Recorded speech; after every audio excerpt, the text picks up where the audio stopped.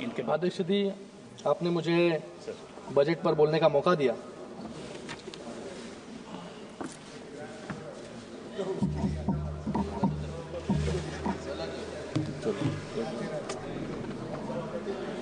सभापति महोदय, बहुत बहुत धन्यवाद आपका। और मैं सबसे पहले, अखिलेश जी बैठिए, जरा बैठिए। मैं सबसे पहले अखिलेश जी ने जो बातें कुंभ पर बोली कि 144 साल बाद ये महाकुंभ आया है, ये झूठ है। आपने कहा, आपने ये कहा। देखो, मैं तो पंडित नहीं हूं, बहुत मैं युवा हूं, और मेरे जैसे अनेक युवा इस महाकुंभ में स्नान करने जा रहे हैं। इनकी स्पीच के बाद एक आस्था का विषय है, श्रद्धा का विषय है। इसलिए आज तक मुझे लगता है कि 25-30 करोड़ लोग इस 40 करोड़ लोग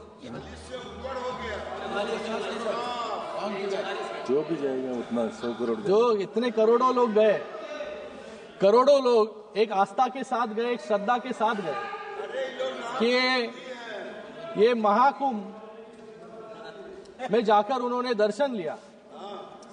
लेकिन मुझे लगता है कि यहां पर अगर अखिलेश जी हिंदू के विरोध में, महाकुंभ के विरोध में अगर नहीं बोलेंगे, आपने शुरुआती विरोध से की, स्नान तो करना पड़ेगा, डुबकी तो लगाना पड़ेगा अखिलेश जी, क्योंकि आज जिस तरह डर से डुबकी जो है कुछ लोग वहां पर लगा के आए, क्योंकि जिस तरीके से आज लोग साथ में आ रहे हैं। हमेशा आपने हिंदू धर्म का विरोध, आपको नहीं बोल रहा हूं खाली, मैं विपक्ष को बोल रहा हूं, हिंदुओं का विरोध, श्रद्धा का विरोध, ये करने का काम हमेशा इन्होंने किया है।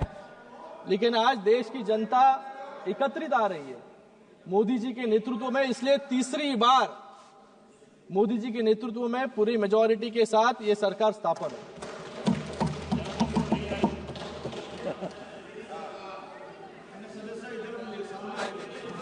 आज मैं यहां पर इस बजट,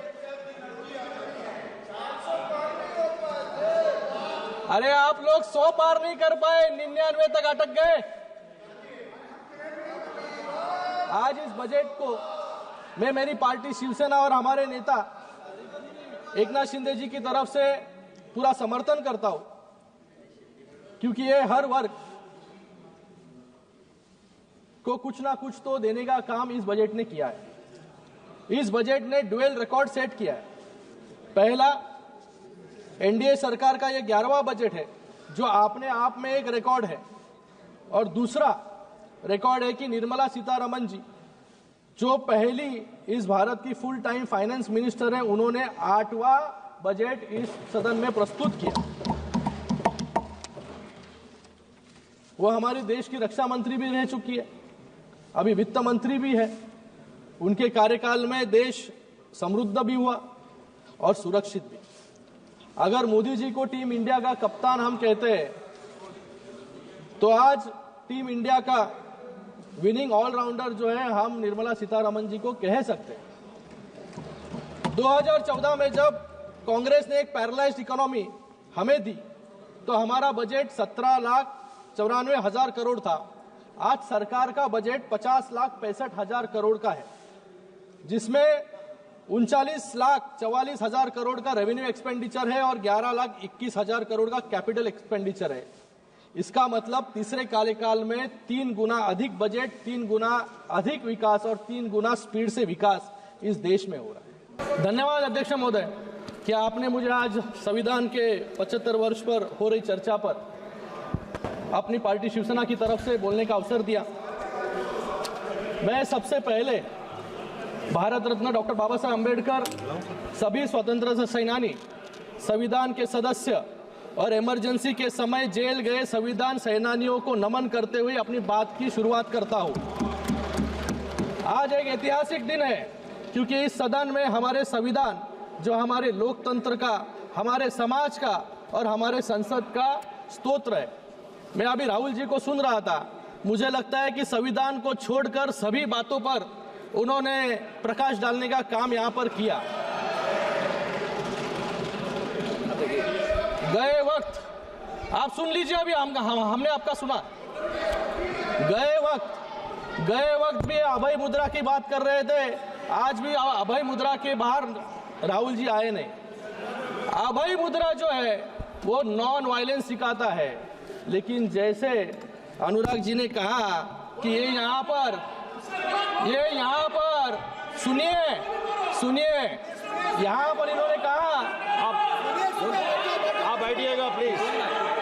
इन्होंने यहाँ पर बोला, आप बैठिएगा प्लीज।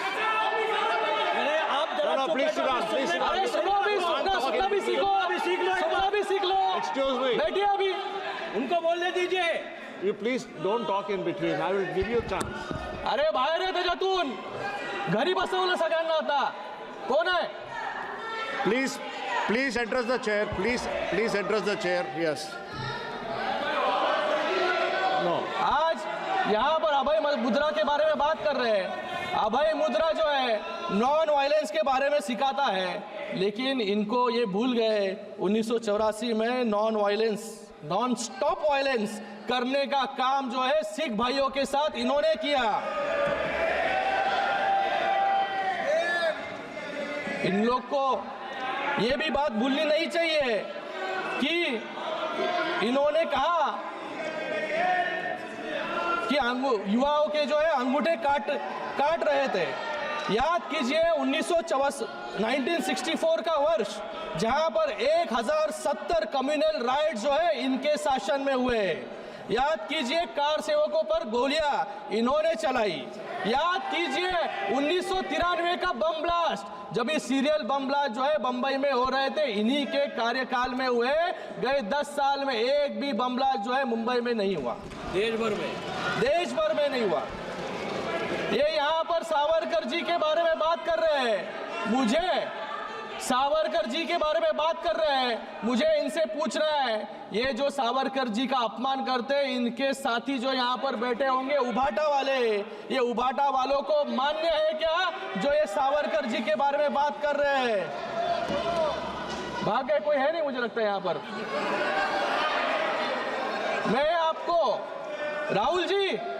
मैं आपको आपकी दादी इंदिरा गांधी जी का एक कोट देना चाहूंगा।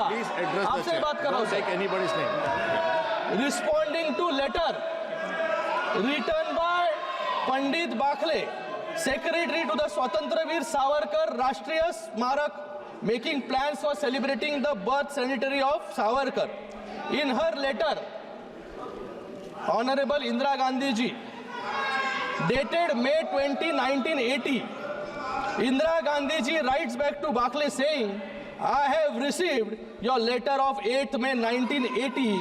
Veer Savarkar's daring defense of British government has its own importance in the annals of our freedom movement. I wish success to the plans to celebrate the birth centenary of the remarkable son of India. मैं आपसे पूछना चाहूंगा, क्या आपकी दादी भी संविधान विरोधी थी क्या? आपको तो आदत है सावरकर जी के बारे में रोज अनाप शनाप उठकर बकना। मुझे लगता है कि सावरकर जी की पूजा, हाँ सावरकर जी की पूजा जो है हम सभी लोग यहाँ पर करते हैं और हमें अभिमान है। कुछ पंक्तियां यहाँ पर कहना चाहूंगा। राम हमारा कर्म है, राम हमारा धर्म है, राम हमारी गति है, राम हमारी मति है, राम हमारी शक्ति है और राम हमारी भक्ति भी है। बिना राम के आदर्शों का चरमोत्कर्ष कहाँ है? बिना राम के इस भारत में भारतवर्ष कहाँ है? राम मंदिर का निर्माण तो मुझे लगता है कि आजादी के बाद हो जाना चाहिए था, लेकिन इन लोगों को ब्रिटिश और मुगल, जो ब्रिटिश का कॉलोनियल माइंडसेट था, उनसे बाहर जो है ये आ नहीं पाए, इसलिए जो है इतने साल जो है इस राम मंदिर के निर्माण में लग गए। इस देश पर जिन्होंने अतिक्रमण किया, जिन्होंने शासन किया, चाहे बाबर हो या महमूद गजनी हो, इन्होंने सिर्फ, कांग्रेस ने सिर्फ इनका धर्म देखा। ये जो बाबर हो या गजनी हो, ये जो लोग देश में आए थे, ये देश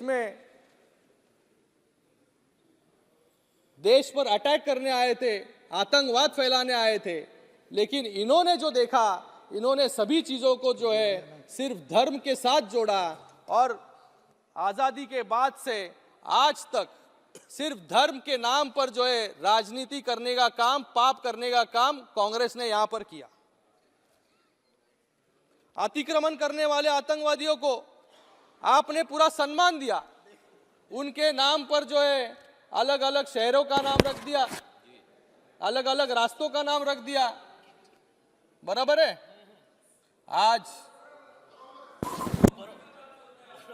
उनको ही बोल रहा हूं मैं, औरंगजेब पे औरंगाबाद कर दिया और आज भी औरंगाबाद औरंगाबाद बोल रहे हैं। जो औरंगजेब ने छत्रपति संभाजी महाराज,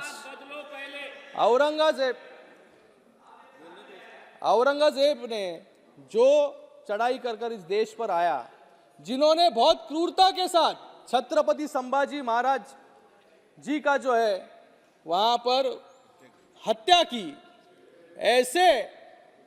ऐसे इंसान के नाम पर जो है शहर का नाम, और कुछ लोग आज इस सभागृह में बैठे हैं कि उनको आज भी जो है ये औरंगाबाद का नाम जो है बदला हुआ जो है उनको पसंद नहीं है। आज उसका नाम बदलने का काम जो है औरंगाबाद का नाम बदलने का काम हम लोग ने किया जी, इस सरकार ने किया, और उसका नाम बदलकर छत्रपति संभाजी महाराज नगर हम लोग ने किया। संभाजी महाराज की जय। मैं कह रहा था यहाँ पर कि इतिहास को बदलने का काम, और ये जो शासन करने आए थे उनके नाम पर जो है सड़कें भी बना दी हमने। अफजल खान का नाम बदलकर जो है बदल दिया, औरंगाबाद का नाम बदल दिया। इनको ये भी पसंद नहीं है। इनको जो है आज़ादी के बाद इन्होंने कई eminent historian, so called activist को जो है जन्म दिया, यहाँ पर खड़ा किया, और इन्होंने जो है इस देश का इतिहास बदलने का पाप जो है यहाँ पर इनके माध्यम से इन लोग आज तक कर रहे थे। समय का भी ध्यान रखिएगा। आज यहाँ पर कांग्रेस के नेता प्राण प्रतिष्ठापना पे भी नहीं गए। किस मुंह से जाते? क्योंकि इनको कभी चाहिए ही नहीं था कि ये राम मंदिर जो है यहाँ पर बने, तो किस मुंह से जो है यहाँ पर जो है वहां पर मंदिर में दर्शन करने जाते। लेकिन आज आपको वक्त है, आज मंदिर बन चुका है। जो पाप आप लोगों ने किया है वो पाप का प्रायश्चित जो है मंदिर में रामलल्ला का दर्शन लेकर जो है आप कर सकते हैं। आज भी नेहरू गांधी परिवार लोगों को राम मंदिर जाने से इनके भी लोगों को जो है रोकने का काम यहां पर कर रहे हैं। पुंडलिका वरदे हरि विठ्ठल श्री ज्ञानदेव तुकाराम पंढरीनाथ महाराज की जय। बहुत बहुत धन्यवाद सभापति महोदय कि आज मुझे आपने राष्ट्रपति जी के अभिभाषण में कि उनके समर्थन में एनडीए के सबसे पुराने सहयोगी शिवसेना की तरफ से मुझे यहाँ पर बोलने का मौका दिया। शिवसेना सबसे पुरानी साथी इस एनडीए में है। जैसे LIC का एक वाक्य है, जिंदगी के साथ भी और जिंदगी के बाद भी, बाला साहब के पहले भी और बाला साहब के जाने के बाद भी शिवसेना भारतीय जनता पार्टी के साथ में आज एनडीए में खड़ी है।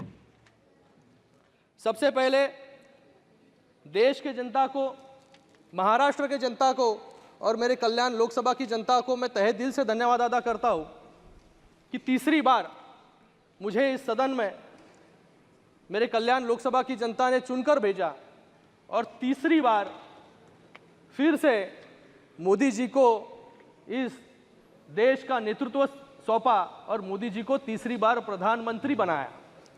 मैं प्रधानमंत्री नरेंद्र मोदी जी को, एनडीए सरकार को तीसरे काल के लिए बहुत बहुत बधाई देता हूँ और मुझे पूरा विश्वास है कि पिछले 10 सालों में जो हमने काम किया, ऐतिहासिक हो, सकारात्मक काम जो है गए 10 सालों में हुए, उससे अच्छे काम जो है आने वाले 5 सालों में जो है, अच्छी नीतियां जो है आने वाले 5 सालों में माननीय मोदी जी के नेतृत्व में हमारी सरकार बनाएगी।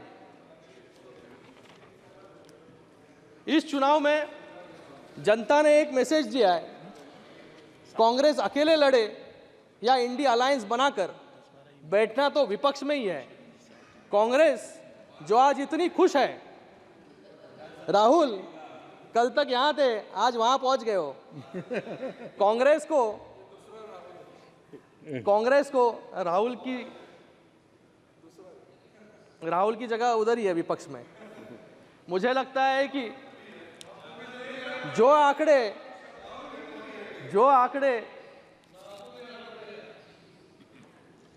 कांग्रेस को ऐसे लग रहा है कि आज वो विपक्ष में नहीं बल्कि सत्ता में है, इतनी खुशी जो है उनको विपक्ष में बैठकर महसूस हो रही है। 10 सालों में कांग्रेस सिर्फ 44 से 99 तक पहुंची है, 100 का आंकड़ा भी पूरा नहीं कर पाई है। हम लोग जो है, हम लोग 15 लड़े और 7 जीते।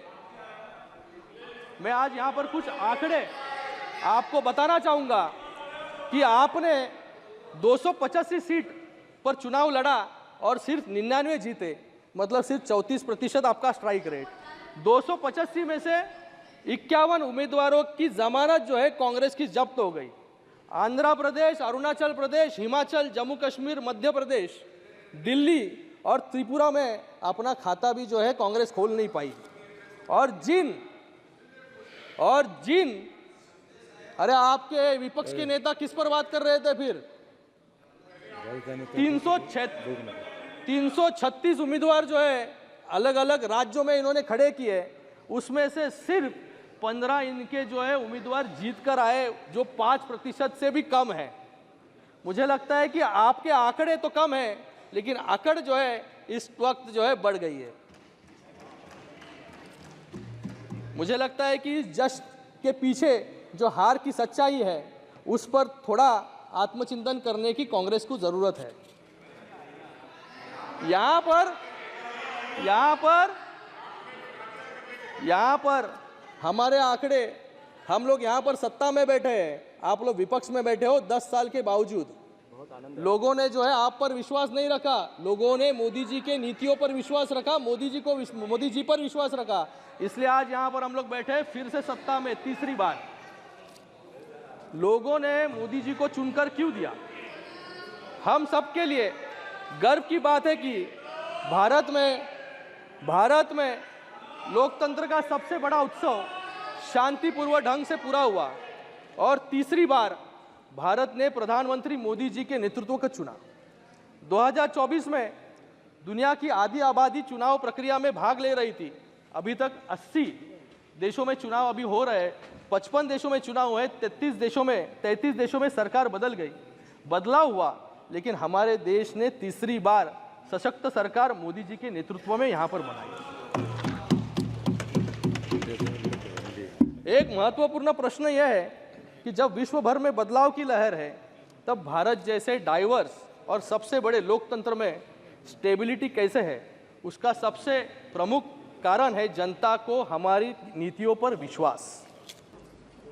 2018 में ही कहा था कि विपक्ष जो है मेरे खिलाफ जो है 2023 में अविश्वास प्रस्ताव जो है लेकर आई, और आज वैसे ही हो रहा है।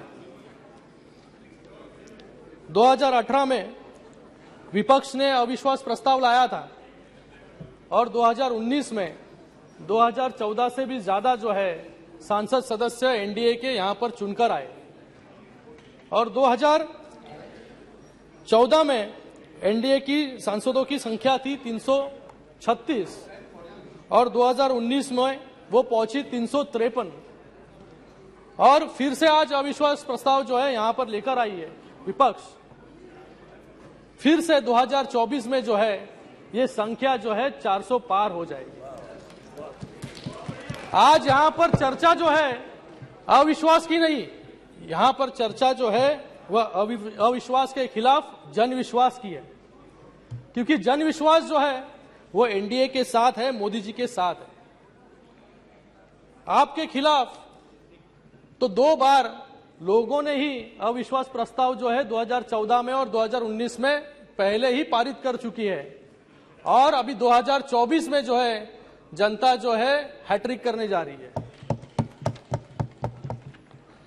महोदय, इन्होंने अपना नाम जो है यूपीए का बदलकर इंडिया अलायंस कर दिया है।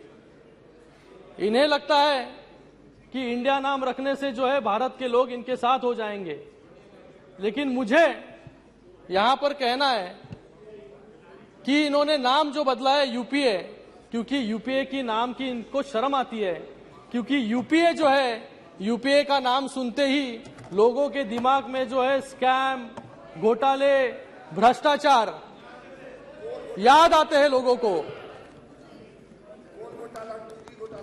2G घोटाला हो, अगस्ता स्कैम हो, आतंकी हमले हो, रिमोट कंट्रोल वाली सरकार हो। इसलिए 2014 में लोगों ने कांग्रेस का हाथ छोड़कर जो है मोदी जी को जो है इस देश की कमान सौंपी।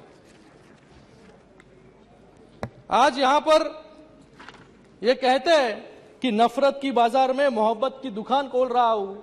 मुझे लगता है कि एक आदमी के विरोध में ये सभी लोग जो है इकट्ठा आ रहे हैं, जिसका कोई नेता नहीं है, जिसकी कोई नीयत नहीं है और जिसकी कोई नीति नहीं है। ऐसा अलायंस जो है यहां पर खड़ा हुआ है। 2004 से लेकर 2014 तक यूपीए 1 और यूपीए 2 ने देश पर राज किया, लेकिन देश को क्या मिला? सिर्फ घोटाले और भ्रष्टाचार। आतंकी हमले इतने हुए कि एक भी इस देश का बड़ा शहर जो है इस आतंकी हमलों से बचा नहीं। आ रहा उस पर भी। आज ये इंडिया अलायंस, नाम इंडिया देखकर समझते हैं कि लोगों को जो है डेमोक्रेसी के नाम पे यहां पर बहलाया जा सकता है। आज इस इंडिया अलायंस में हर एक नेता जो है पीएम इन वेटिंग है। हर एक नेता को लगता है कि मैं पीएम बन जाऊं, क्योंकि इस टीम के पास कोई कैप्टन नहीं है, कोई कैप्टन नहीं है और इनको मैच लड़नी है और वर्ल्ड कप जीतना है। हमारे मराठी में एक कहावत है, ऐकली पाहिजे आपण, अडला हरी गाढवाचे पाय धरी। इसका मजबूरी इंसान को क्या क्या करने पर मजबूर कर देती है।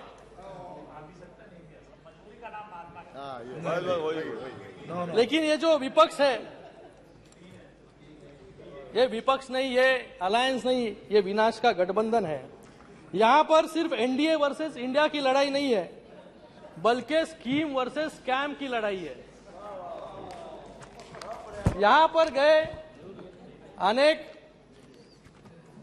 यूपीए 1 और यूपीए 2 और उसी के साथ में गए 10 साल में एनडीए के अलायंस में हमने जो उपलब्धियां यहां पर हासिल की, और इनकी जो उपलब्धियां है वो मुझे, मेरे पास जो है ए से जेड तक जो है यहां तक इसकी सूची है। इनके समय ए से आदर्श स्कैम होता था, एनडीए के समय ए से आत्मनिर्भर भारत। बी से बोफर स्कैम, यहां पर बी से बेटी बचाओ बेटी पढ़ाओ। सी से कॉमनवेल्थ गेम्स, यहां पर सी से क्लीन एयर प्रोग्राम। डी से डीएलएफ लैंड ग्रैब्स केस, यहां पर डी से डिजिटल इंडिया। ये ई से ईपीएफओ स्कैम, यहां पर ई से एनर्जी रिफॉर्म्स। एफ से फॉर्डर स्कैम और यहां पर एफ से फेम स्कीम। जी से 2G स्कैम, यहां पर गोकुल मिशन और एच से हर्षद मेहता स्कैम और यहां पर हाउसिंग फॉर ऑल। ऐसी बड़ी सूची है, ये जेड तक है सूची। अगर ये भूल गए रहेंगे, आज बैठे नहीं यहां पर